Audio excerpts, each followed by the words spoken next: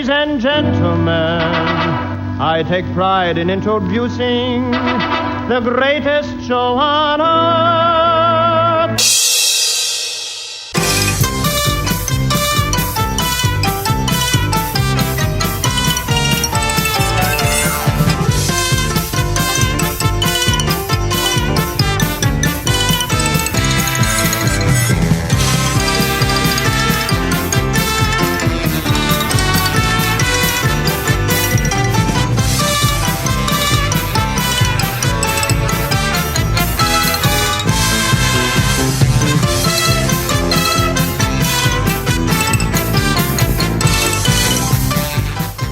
Welcome to the Uncle Floyd Podcast. My name is Scott Gordon.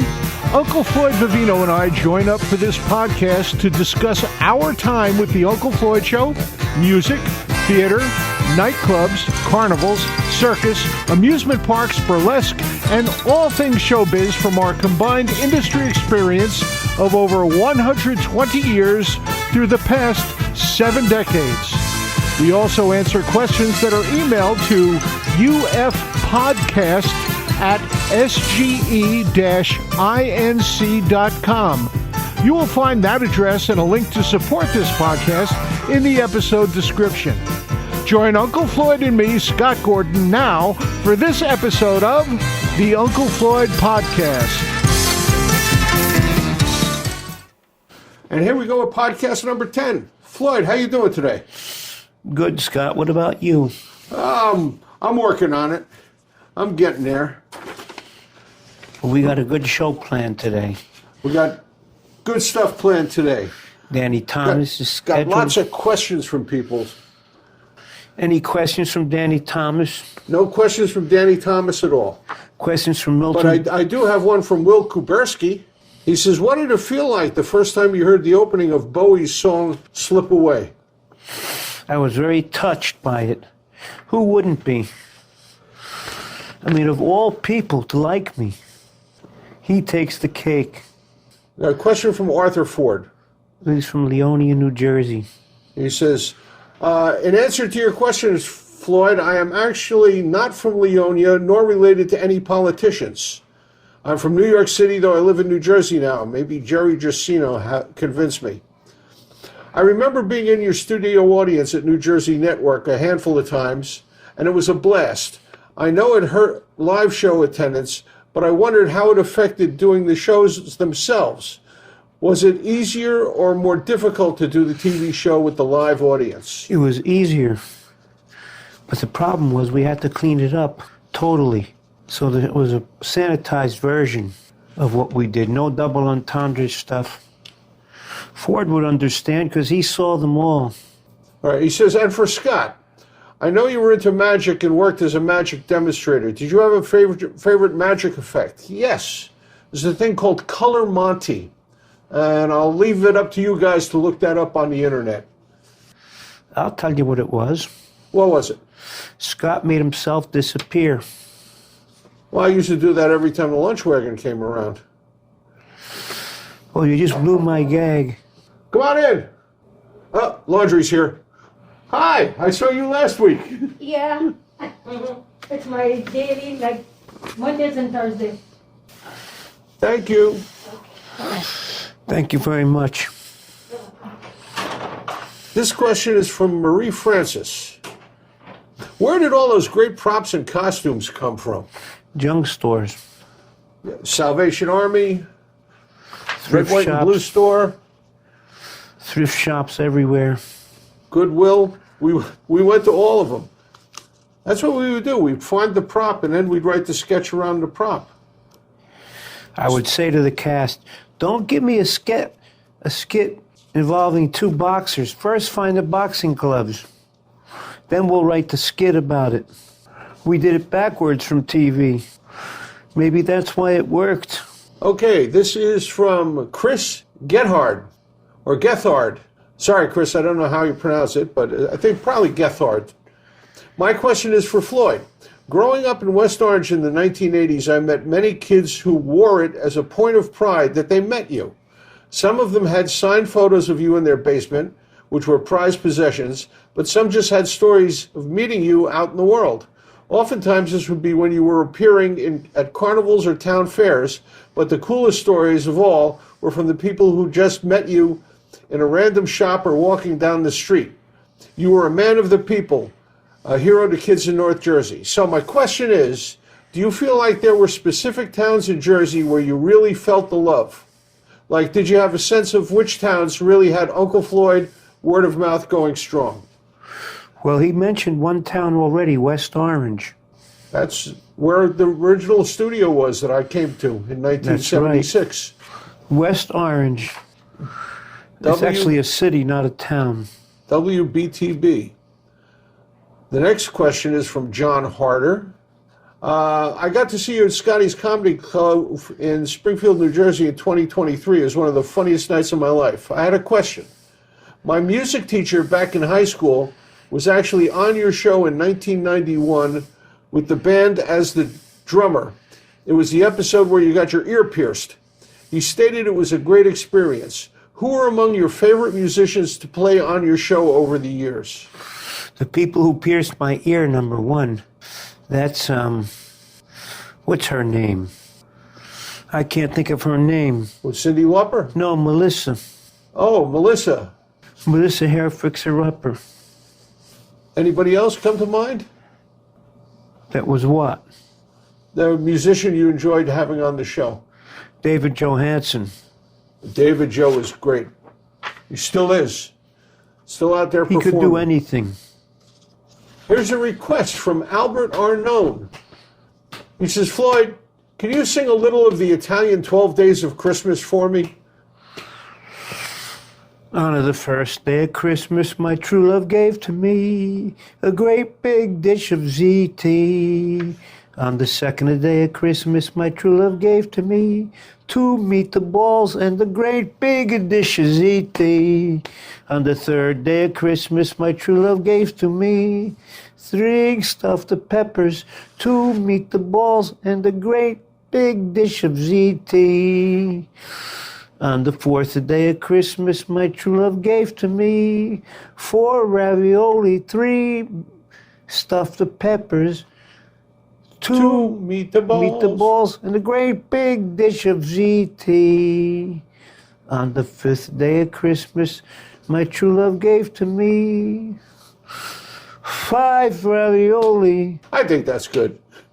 It's a nice little segment of it. Yeah. From Sharon Zarro, out in Phoenix, Arizona. What are your favorite TV shows? What do you like to watch? I watch a lot of stuff on the intellectual neighborhood. What is that? Yeah, you have History Channel on right now, over on the other side of the room. History Channel I watch all the time. And Discovery. I know you watch Discovery. And Discovery, yes. That and the Three Stooges when it's on. Question from Susie Tenenbaum. Dear Floyd, you've been an avid book reader much of your life. What kind of books do you like to read, and can you recommend some biographies you found especially interesting? All biographies to me are interesting because I'm fascinated by people. And the less they do, the more they fascinate me. One of my favorite biographies is Harpo Speaks. I love that book. Yeah, but he has words in it.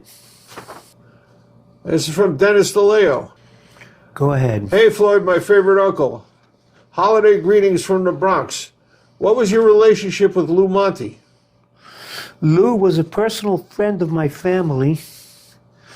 And when he started his TV show career, they put me on as a guest because I knew so much about him. It's as simple as that. It's who you know, not what you know. Little note from me. Lou Monte actually lived on the Oakland side of Mahwah for quite a few years. He's lived next door to a guy I went to school with, Joe Moramarco, who was Lou Monte's nephew. The mailbox said Peter Scaglione on it.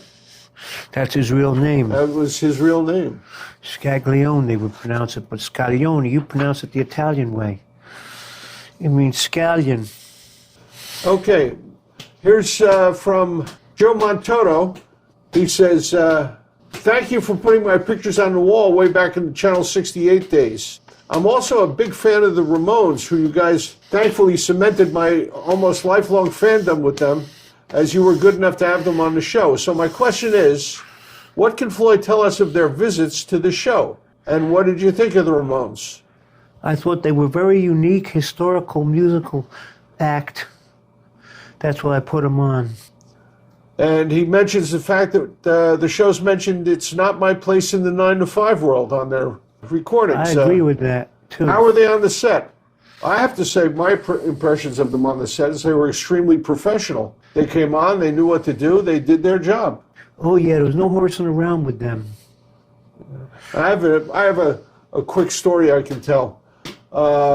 It was going to be Johnny Ramone's birthday, and Joey wanted to get him a special present. Johnny Ramone collected face masks, Halloween face masks, and one that he wanted was the Star Trek salt vampire mask, which they couldn't find anywhere, and I knew where there was one. So Joey had me get the mask and bring it over to his house. So Diane and I went over to his house and met with him and his girlfriend at the time.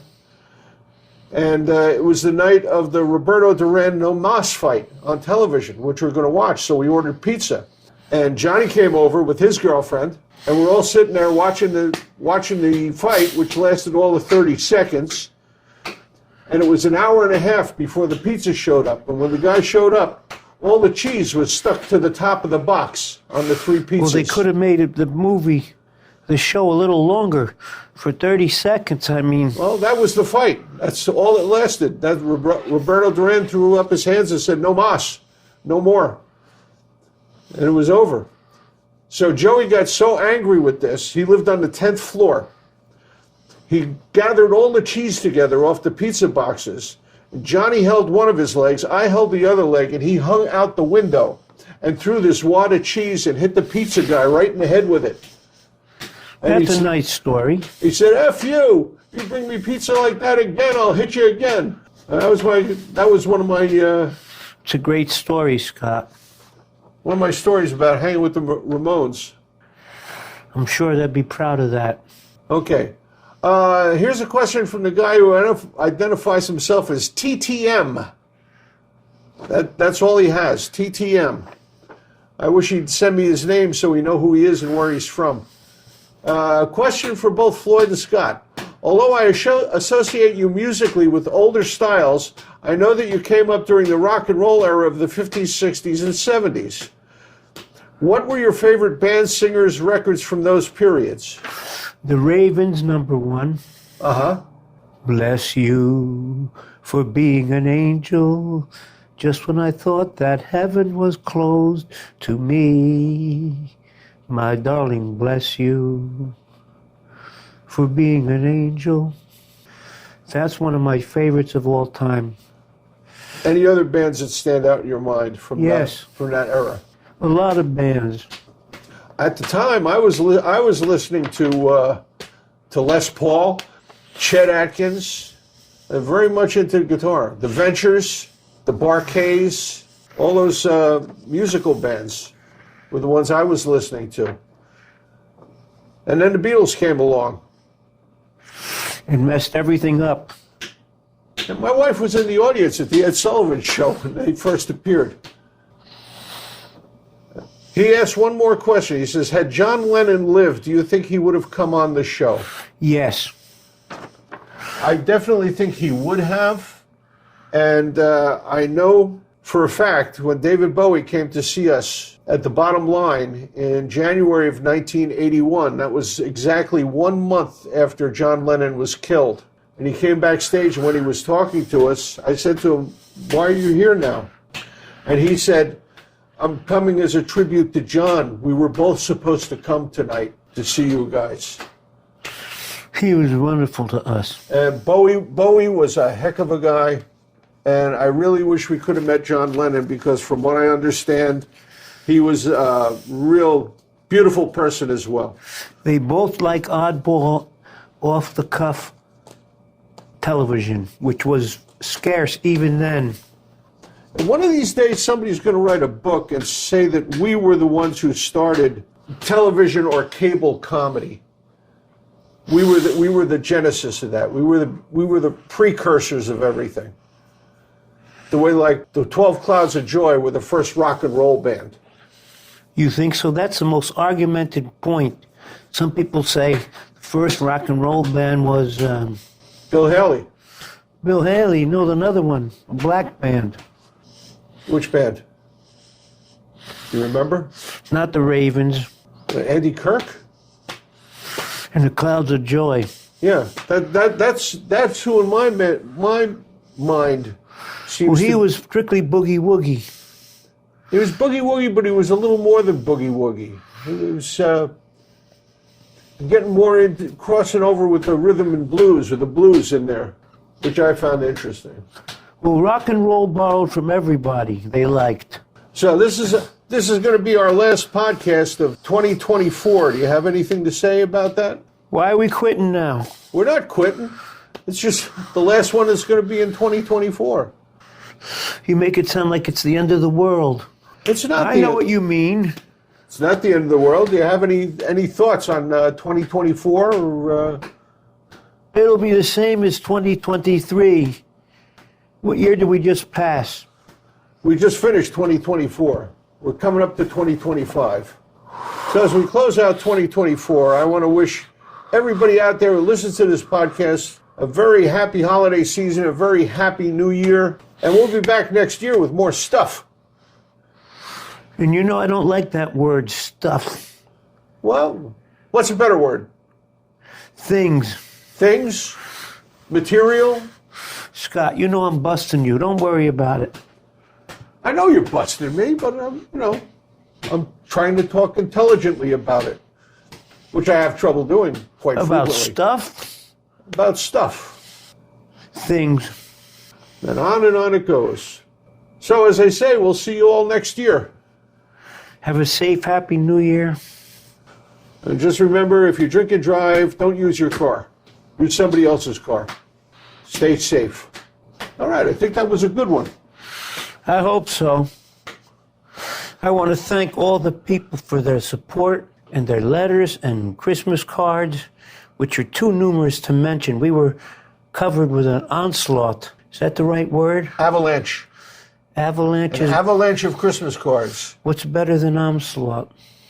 Well, onslaught sounds like they're attacking. Avalanche sounds like they just fell on you. An avalanche of Christmas cards. There we go. Thank you, Scott. And thank you, Floyd. And we'll see everybody next time.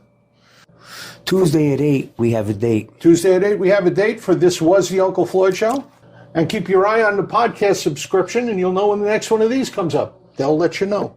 And if you want to tell your friends how to get here, just tell them to go to unclefloyd.podbean.com.